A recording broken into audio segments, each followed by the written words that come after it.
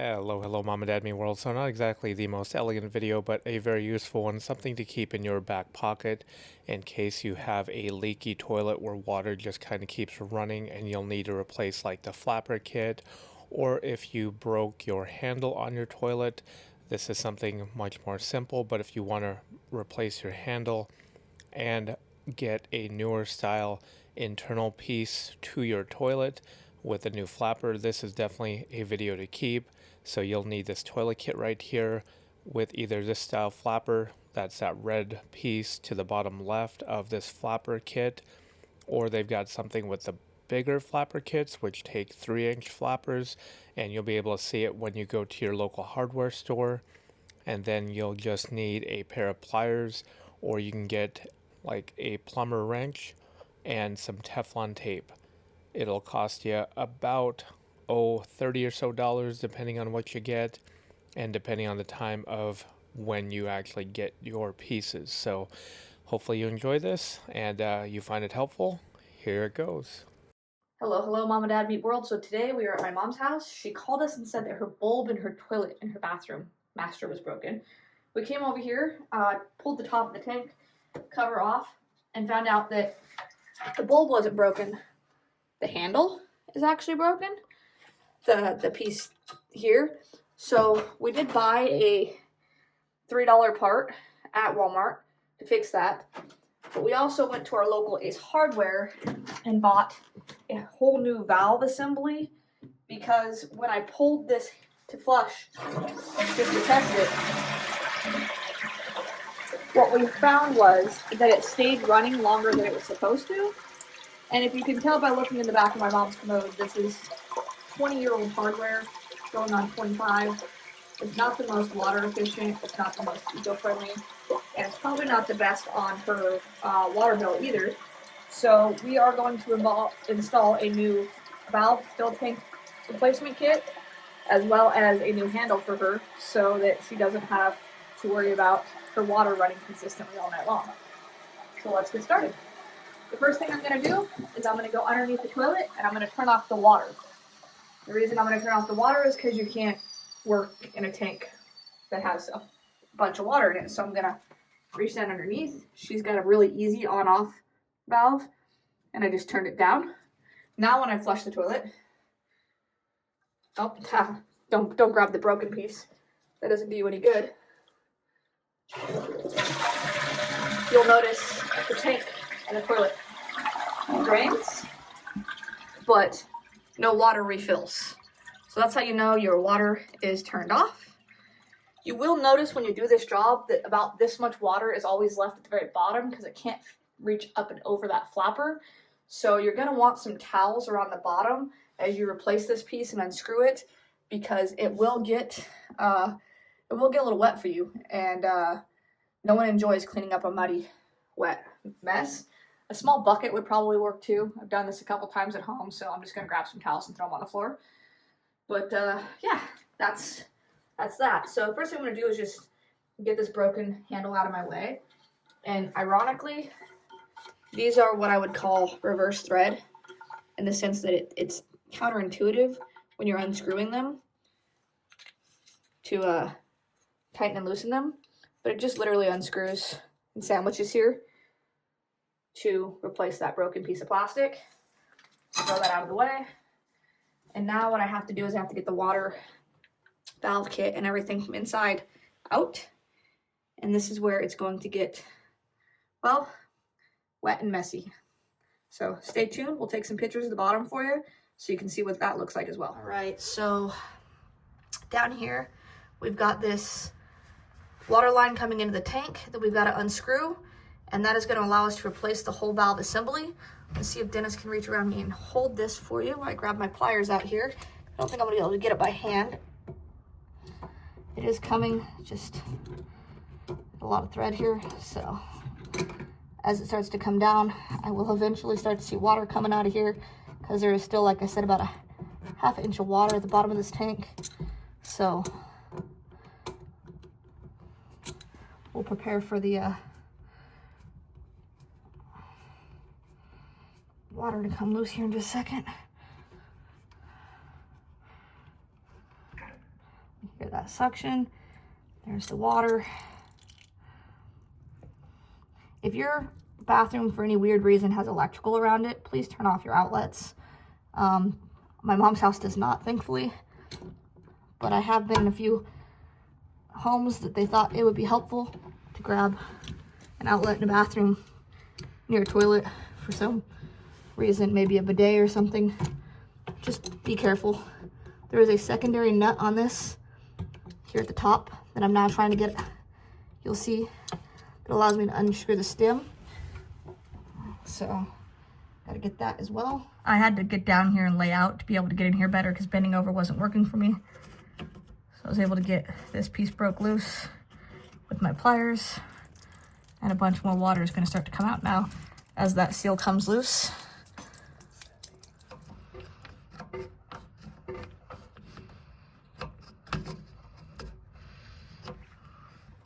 A little bit of a tight spot with the Teflon here. Apologize. This is the original bathroom fixture from when this house was built in like 2000, 2001. So it's been on here since it was assembled. Great thing is they did it right, so it never leaked.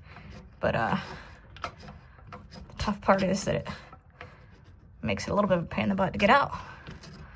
So that having been said, before you pull that up, Den, make sure your video from the top is turned on. So now we've gotten that secondary locking plastic piece off, and Dennis should just be able to lift that up and out now from the top. You see the hole from the bottom it created. All right, so here is the old valve tank piece that was coming through. I took the little white lock washer off, and then the water line tightened into. This is the seal from the inside of the tank you're seeing right here. That obviously, you see my hands turning black, was starting to degrade as well. And this old bulb style has pretty much been gone away with. They don't use them in the newer construction anymore. So inside the tank, as you can see, I'm gonna take a minute here to pause this video and clean up the tank. But yeah. We are now going to reinstall this valve flapper kit, because if you look at the top right hand corner, it says replaces old technology with new. So has the flapper and everything as well. We'll see what needs to be done. All right, so as you can see, I've cleaned out most of the debris and water that's left behind. We still have the old flapper valve on here, which is rubber, and I'm just going to slide the hooks off the end, because the new kit comes with a new one of these. This thing is so old that it's one piece instead of having like a chain attached to it, and it's still attached to the broken handle. So I'm gonna remove this out of the way because it's just garbage. I'm just gonna throw that on the floor. And now I'm ready to open this new kit. So the first thing I'm going to install is the simplest of all. It's going to be a new one of these flappers. All right, so this new flapper is actually adjustable. I've not actually ever read the instructions on mine at home, I'm embarrassed to say, but I did read the instructions on Mom's. And step 3 talks about adjusting the new flapper in order to just keep the water that's going into in and out of the tank at a more efficient point. So the factory with the arrow is at a 6, if you were looking at it this way, but it actually goes in like this. So I'm gonna set hers to like a 4 and see where we're at with that, with the tank, and see how that works for her. That way, when we go inside, the tank will actually be able to flush it a few times and play with it, and it's easy to pull on and off. It just literally hooks over. So, yeah. Hook it back over. Takes about literally 3 seconds to hook that flap back over. And voila, the adjustment is made. This is a restart from when the initial piece comes out. We're gonna put this one in. So this has an adjustment to it that if you read the steps and the instructions first, you want to turn it and loosen it, and it clicks, and then you can adjust the height and lock it back. And what that is going to allow you to adjust your water fill level. In theory, you would have marked your tank with a pin. I don't need to. I have a water line level and a water stain from years and years of use. So I'm gonna drop this down in here and play with is that about where my water line is? I think it's a little higher. I'm actually gonna drop it down a little bit. That's a little bit too much. So you're just gonna kind of look in there and get your water line as close to its previous level as possible. For me, I'm comfortable with that right there. And now what I'm gonna do is take this out in my hand. It's trying to go up a notch and click it. So now I'm just gonna, now that it's locked in, set it back in there one more time. Yes, that's where I want my water. So that is how you adjust this before you screw it down. Additionally, I'm gonna add some Teflon tape to this before I drop it through. You wanna make sure that your Teflon tape is nice and flat and smooth so that it properly allows the water line to seal.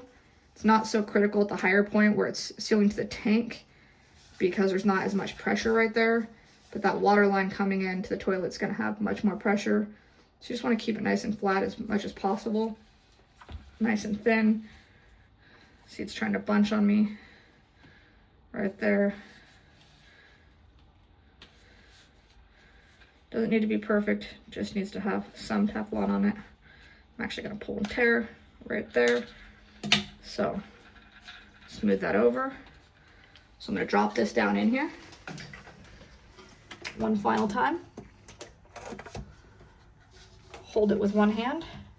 Grab the locking washer that they provided and reach underneath and screw that in. So, get you guys a video or at least a picture. So I screwed this in. I'm gonna tighten it down real good. You'll notice that even though I tightened it, that the Teflon stayed in its place. That means that I threaded the Teflon the correct direction. You can put Teflon on the opposite direction, and what happens is it balls up as you thread.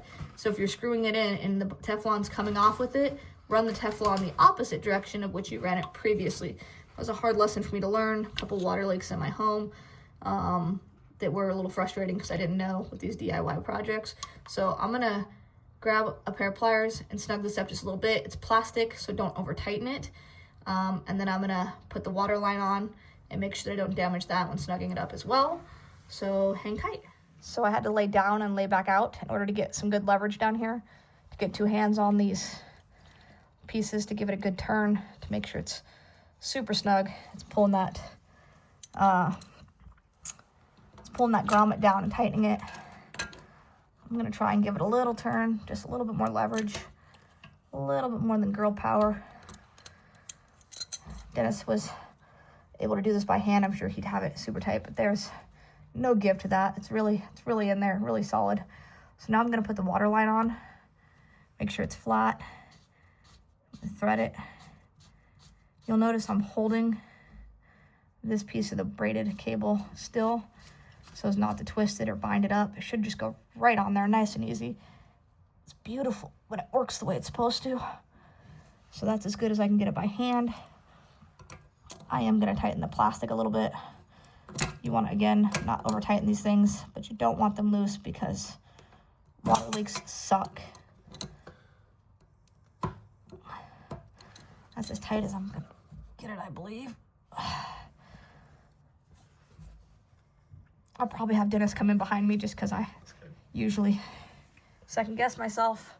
But now we're going to put in the handle up top and adjust the little water hose. So it comes with a hose. So it comes with a hose and a little clip. And so you're gonna put the end of the clip in here. Just push and twist until you get it in there, nice and flush. And this right here, they want you to actually clip it over your water piece before you attach it to your hose right here. That's what it said in the instructions, so that's the way I'm doing it. If you do it in the reverse order, that's up to you. Just want to make sure you obviously don't break anything. These pieces are plastic and they are fragile, and there's not a lot of room to work here. So you'll notice me trying to wiggle it up and down while trying to hold it still. Cringe here. Because yes, it's a very, very tight fit on both ends.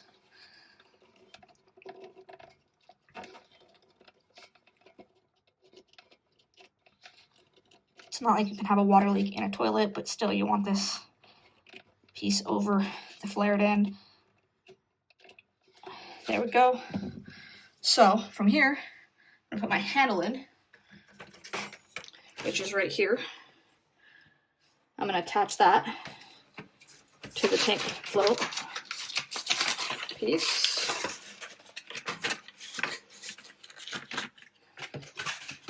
This is the piece that caused this whole problem to start with. Oh. I'm gonna tighten that because I remember I already talked about the fact that this is a reverse thread. It's not counterintuitive at all. So you could take the nut, little plastic locking piece off, get it in, slide it over, push it flush to where it's square in.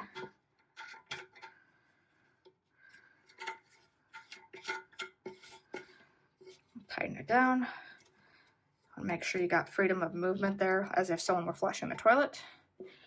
And now I'm going to grab the chain and hook it. I'm going to start by hooking it onto the bottom one, like that. And it does lift it up.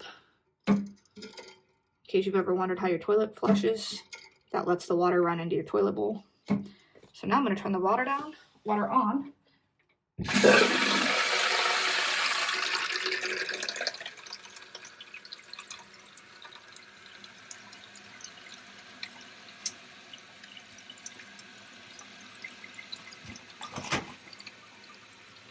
And let it fill. Down more because it's splashing.